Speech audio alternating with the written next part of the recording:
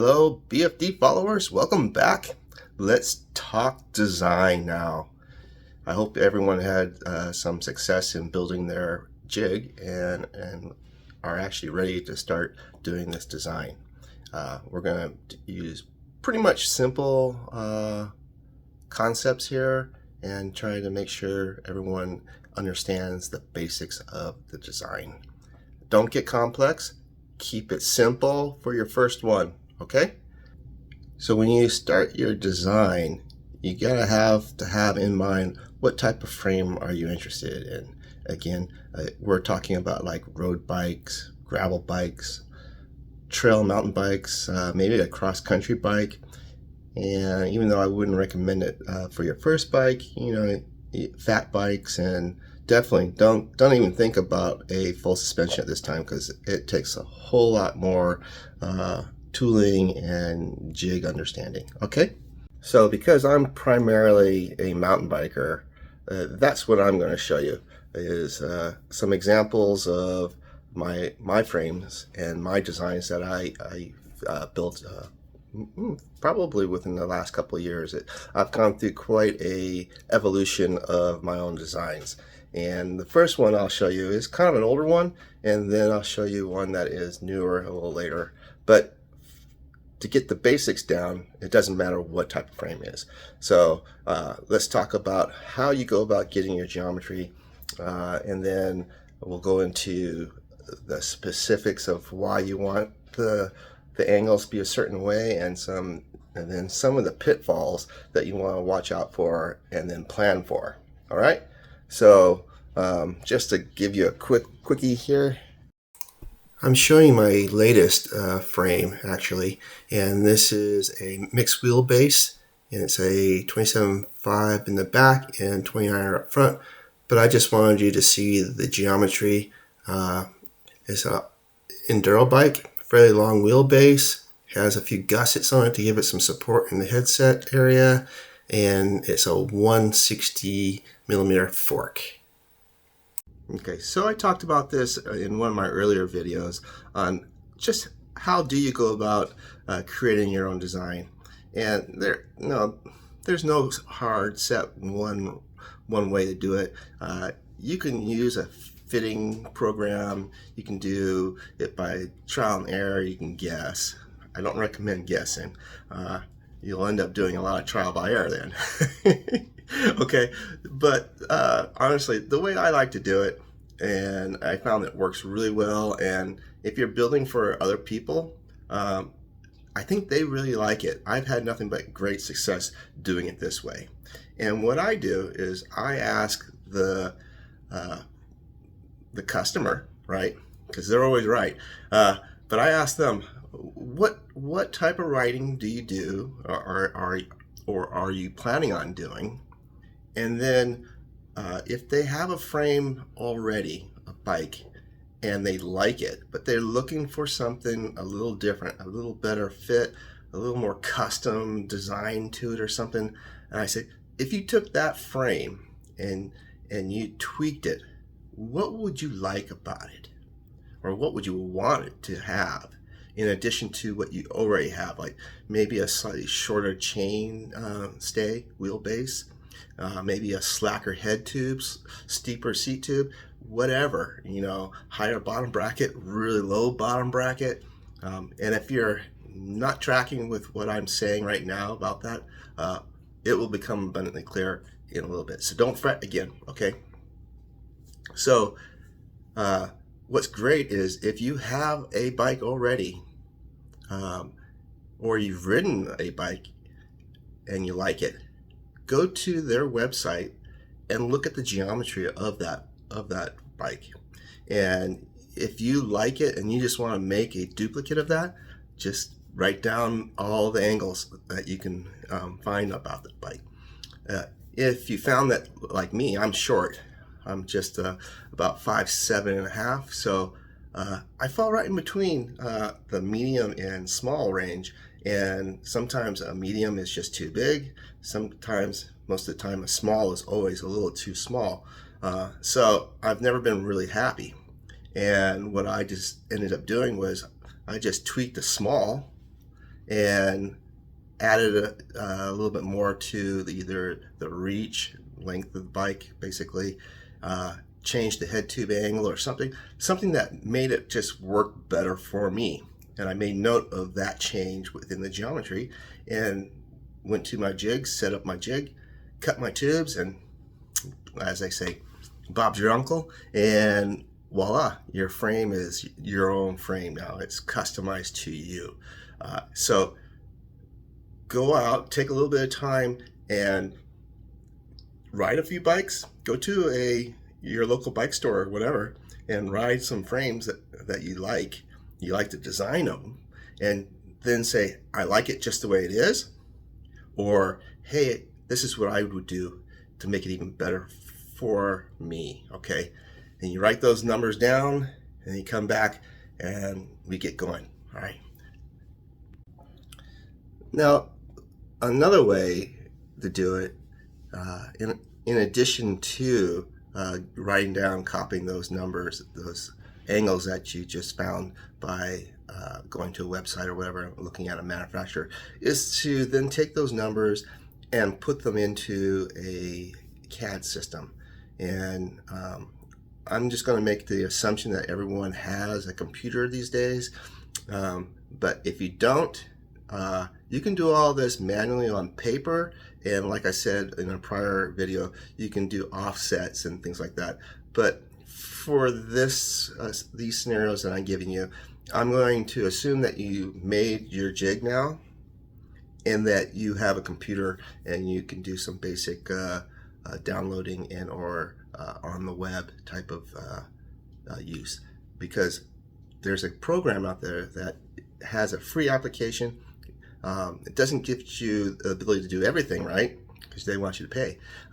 But you can do so much, and you can get your design all figured out and get a representation so you can see it. Okay, and that is BikeCAD. So here's BikeCAD, and as you can see, it looks like a bike, and it has all these functions up here that allow me to manipulate and change tubes and do the layout. And there's a little bit of a learning curve, but for the most part, it's pretty straightforward and simple.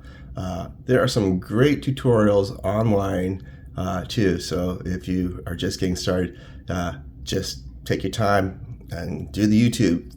That's how I, believe it or not, that's how I learned how to use this program. But this is an example. This is an older frame that I made for a customer, and it's a 29er, pretty much conventional tubing.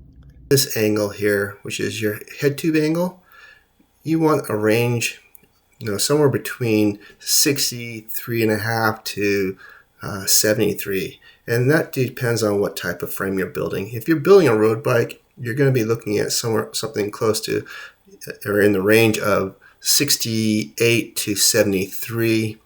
You're going to be looking for something in a way of 63 to 66.5 for a mountain bike, typically. The other area is this seat tube angle down here.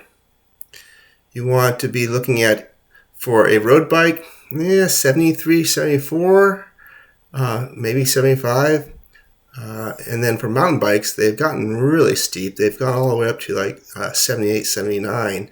But I found a really good angle is 74 to 76, 77.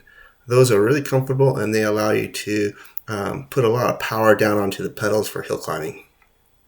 Okay, so your reach, I said something about reach, and your reach is the distance from the center line of your bottom bracket as it goes up to the top of your headset. That distance would be your reach. Okay, so look at numbers that are recommended for your size. Now let's talk a little bit about the chainstay lengths. So your chainstay is down here, and it's what connects your bottom bracket to your dropouts, whether it's a quick release or a through axle. So you want to have a chainstay that's long enough to accommodate the size of your rear wheel. If you are running a 29er and you want a really short chainstay of, let's say, 16 inches, that wheel is going to get tucked up right underneath of your seat tube, and there's a good chance that you'll have a riding condition. And so you'll have to increase that seat tube in order to have the proper clearance. Remember, you want some room for mud. So again, just be conservative on your first run. And if you're running a 29er, do a 17-inch chainstay. It's just easier, more convenient, because you also have to worry about clearance for the bend in the tube. And it gets really hard to bend your your chainstays in this area. Even though you can get them pre-bent, but there are problems that you'll find if you go too short. Everything gets really close and tucked in towards the weld points. So just be conservative. If you start getting tight, you end up going to a bent seat tube that will give you more clearance. So rather than a straight one like this one, you'll see them come up more vertical and then kick back to give you that additional clearance when you start going with a short chainstay. The problem with that is that you're introducing in some new terms and calculations, and that's your virtual seat tube angle versus your actual. And even though your seat tube comes up at a really steep angle that you'll just say, let's say 79 degrees or even 81 degrees, you're going to go, oh, that's going to give me a really short reach, this distance here. But it bends, right? And so it kicks back. And it might actually kick back past where this collar is back here. And so you actually have a really slack seat tube. And your butt is going to be hanging out way over your chainstay. That's not what you want. So you have to kind of work it out, top of your saddle, along with the steepness and length of your tube. Where does that top of your seat post actually come out or end up? Does it end up in this area? And so you're actually coming in like this, and this is where your collar is, and your seat tube keeps going down, and then it curves like that. Just added calculations and can cause heartache and consternation. So keep it simple, right? Alrighty. Now I'm going to talk about tube construction a little bit, because some of that can dictate what you select when you do your tube selections. And I just want to briefly touch upon that. And what I'll be talking about is straight gauge, and that's wall thickness, versus single butted, double butted, and triple butted tubing. And I'm sure you'll hear about that when you start researching what tube sets you want. So let's talk about that next, okay? Now, the categories of tubing that you're going to encounter are straight gauge, single butted, double butted, and triple butted. And the straight gauge is pretty straightforward. As you can see, the wall thickness is constant all the way through, as you can see. No steps or anything like that. And those are really nice in that you don't have to worry about selecting the right end and which way it's positioned in your jig, where you're welding or anything like that. It's consistent all the way through. The second one is a single butted, and typically you'll see a single butted tube in the bike industry common to the seat tube. And you'll see them as an external butted or internal butted. And the depiction here is an internal. And you can see that only one end is thick, and it would taper to a consistent value all the way across for the rest of the tube.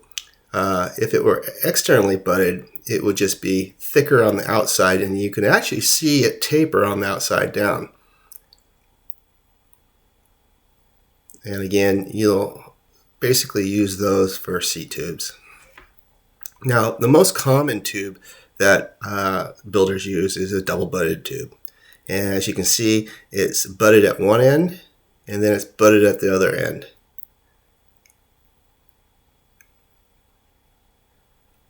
And those are the ones that I would recommend using. They're strong and yet they're light also. Typically a straight gauge would be something that would be more like half this butted width all the way through like this up here. And that just makes the tube a little bit heavy. Now the last category is a triple butted, and I've never used them. If you want to increase the cost of your bike, go right ahead. They're expensive, they're harder to find, and I don't think that they're worth it. But if you want to say I use triple butted tubing, go right ahead. And as you can see, it's steps down 1, 2 to 3. Now, when you do get a tube that is butted, you'll see at one end it will have typically it will have a marker, red marking on the edge on the inside, and that will indicate what end of the tube is actually the thickest. Even if it's double butted, both sides will not necessarily be the same thickness. So you want to be aware of that, because let's say this is your top tube or your down tube. You usually want the thickest end mating up to your head tube. It gives you a better weld, and it gives you better values for load. All right, and so just make sure that you check those. Not 100% requirement, but I do. I use the thickest end against the tube that's going to see the highest loads. And there you have it. That's tube gauges in a nutshell. All right. So there you have it. That's design in its simplicity. And yeah, I know that was really simple, but this is just to get you going. And things to look out for would be chainstay length and seat tube angles. Get the right head tube angle for the type of riding that you're going to be doing, what type of frame you're going to be doing. Make sure that your tube set is designed for the type of frame / riding that you're going to be doing. And don't worry about weight for your first frame. And I know, again, that is really simple. Designs can get really complex, and you can go down into the nth detail on designs. And I just wanted to keep it simple to get you going. Now, again, if you have any questions, feel free to give me a comment. Questions are always welcome, and I look forward to doing the build now. Next video will be on head tubes and cutting, prepping, and things like that. Again, I won't be doing how to actually weld, but I will go into how you set up your jig, load your parts, and do your tacking. All right, cool. I look forward to the next video. Stay tuned, B.F.D followers. Now we're getting in there.